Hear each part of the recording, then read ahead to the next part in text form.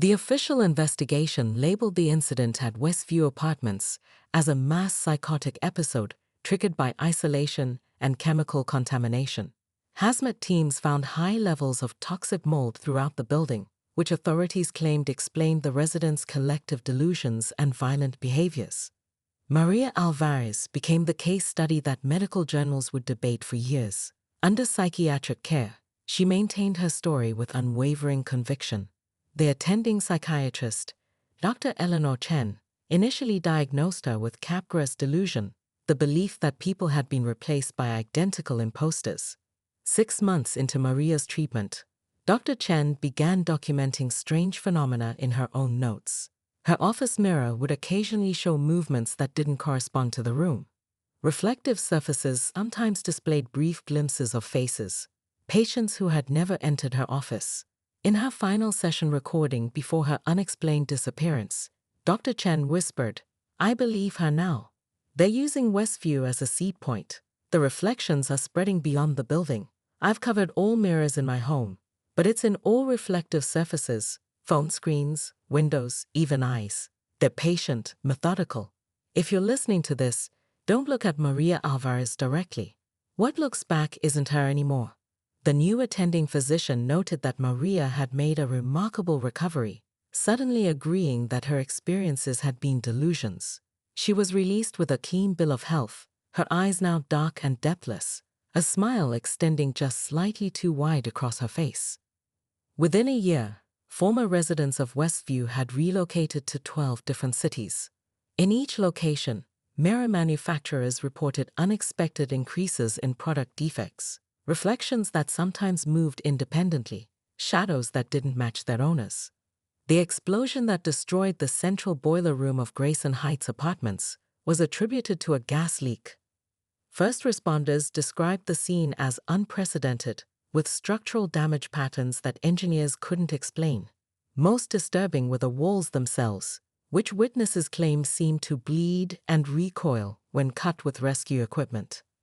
Devon and Tyler were among 8 residents never found in the wreckage. Authorities listed them as presumed casualties, though no remains were identified. Tyler's research and recordings were confiscated by unnamed government officials who arrived before local police. 3 months later, a tech startup called Neuromesh launched breakthrough biocompatible microprocessors that could integrate seamlessly with human tissue. Their CEO, a man bearing a striking resemblance to Tyler, described the technology as revolutionary symbiosis between biological systems and digital networks. Industry insiders noted the company's unusually rapid expansion, with facilities appearing in cities nationwide within months. Their flagship product, neural implants that allowed enhanced connectivity, had a waiting list of thousands despite minimal clinical testing. Devon's journal appeared anonymously on underground forums, detailing the Grayson Heights incident and warning about microscopic machines designed to link human hosts into networked consciousness.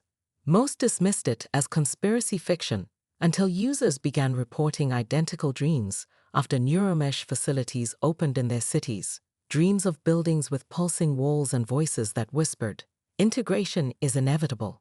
Resistance causes unnecessary pain." The search for the Jensen family was officially suspended after 1 month. The case file noted only that the family's vehicle remained at their cabin, while personal belongings appeared untouched. The official report cited presumed wildlife attack due to unusual blood spatter patterns found throughout the home.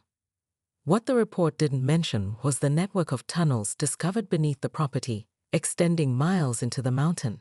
Tunnels that seemed to have been carved by hand, yet predated human settlement in the region by centuries.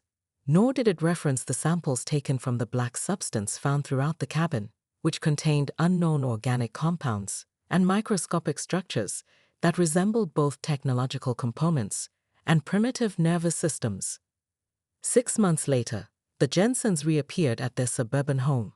Neighbors noted they kept to themselves, installed heavy curtains that remained permanently drawn, and only emerged after sunset. Their skin appeared unusually pale, their movements strangely coordinated, as though choreographed. Rebecca Jensen began teaching night classes at the local community college, her geology lectures drawing unprecedented attendance despite being scheduled at midnight. Students described her courses as transformative, particularly her theories about hollow earth geography and the ancient beings evolving in isolation beneath our feet. Children at the local school reported that the Jensen kids never blinked and spoke in perfect unison. Within a year, 7 families in their neighborhood had disappeared, their homes found empty except for small clay figurines arranged in circles on the living room floors.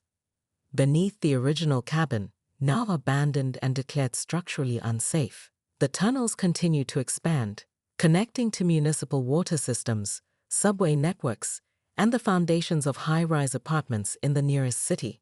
Apartments where residents increasingly reported dreams of hollow spaces within themselves, waiting to be filled with something ancient and patient.